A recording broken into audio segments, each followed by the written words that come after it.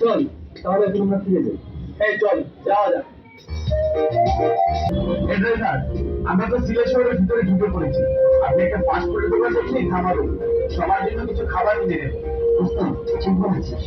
ওই যে একটা মিষ্টি দোকানে ঢুকে, হ্যাঁ ওটা তো দেখবো। ও যাবে এরকম না।